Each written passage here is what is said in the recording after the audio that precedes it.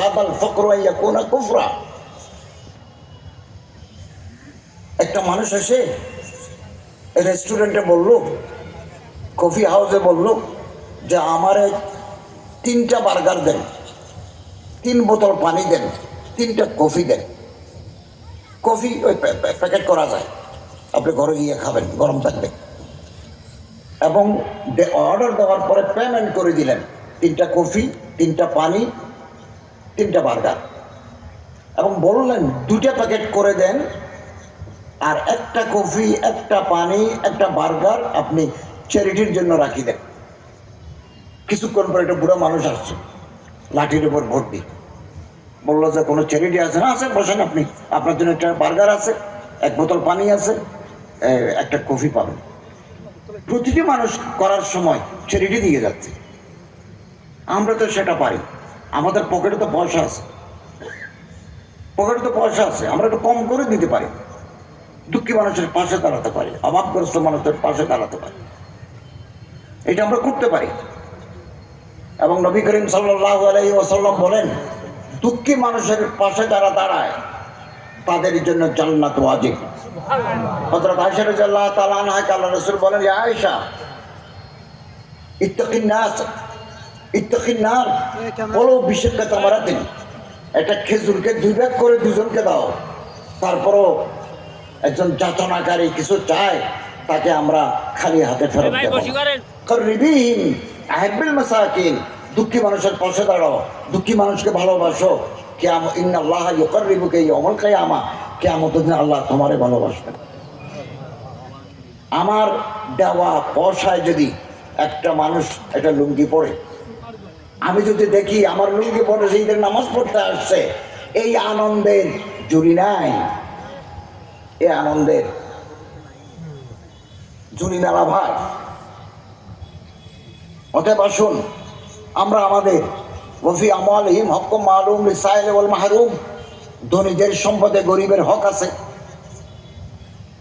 আমরা এবছর 11 কোটি টাকা ইসলামিক ফাউন্ডেশনের যাকাত বোর্ডের মাধ্যমে জেলা প্রশাসক, চট্টগ্রাম শহরে তো আমরা 1 কোটি টাকা বিতরণ করেছি জেলা প্রশাসকের মাধ্যমে, আমাদের ইসলামিক ফাউন্ডেশনের উদ্যোগে দিয়েছি।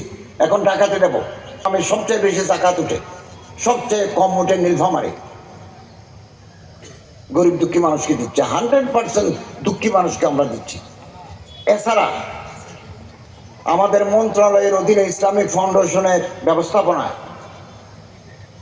ইমাম মুয়াজ্জিন কল্যাণ ট্রাস্ট, আমাদের হিন্দু কল্যাণ ট্রাস্ট আছে, বৌদ্ধ কল্যাণ ট্রাস্ট আছে, খ্রিস্টান কল্যাণ ট্রাস্ট আছে, বিভিন্ন ট্রাস্ট আছে। পদাধিকার বলে আমি চেয়ারম্যান।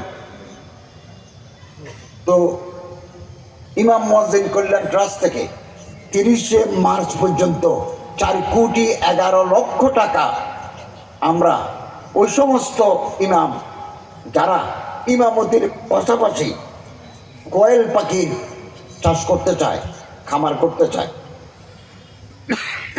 অথবা ছাগল পালতে চায়, অথবা ছোট্ট একটা জায়গায় খেতি করতে চায়, ক্ষুদ্র ঋণ, মাইক্রো ক্রেডিট, জামানত ছাড়া, সুদ ছাড়া 4 কোটি 11 লক্ষ টাকা 30শে মার্চ পর্যন্ত দিয়েছি।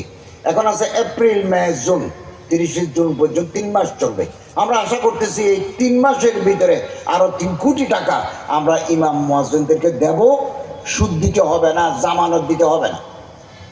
এছাড়া যে সমস্ত ইমাম এবং মুয়াজ্জিন অসুস্থ হয়ে গেছেন,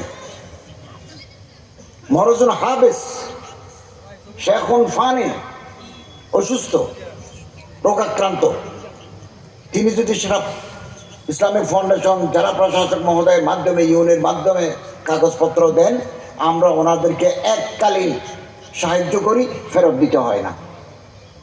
আগামী দিনে আমরা আরো প্রজেক্ট হাতে নিচ্ছি, আরো প্রজেক্ট হাতে নিচ্ছি।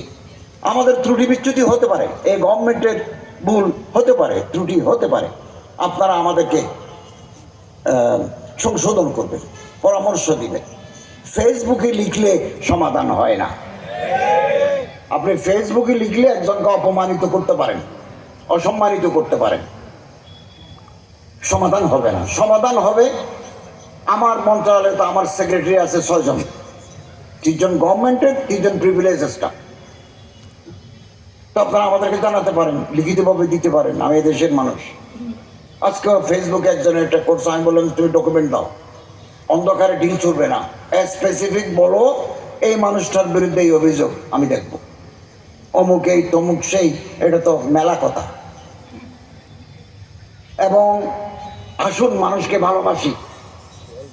আমি আমার সন্তানকে যেমন ভালোবাসি, আমার মা বাপকে যেমন ভালোবাসি, অন্য ধর্মের বাচ্চাদেরকেও আমরা স্নেহ করি, তাদের যারা মুরব্বী তাদেরকেও আমরা ভালোবাসি। ভালোবাসা মহৎ গুণ, অন্তরের ভিতরে মহাব্বত পয়দা করা ভালোবাসা। হিংসা মানুষের জীবনকে শেষ করে দেয়।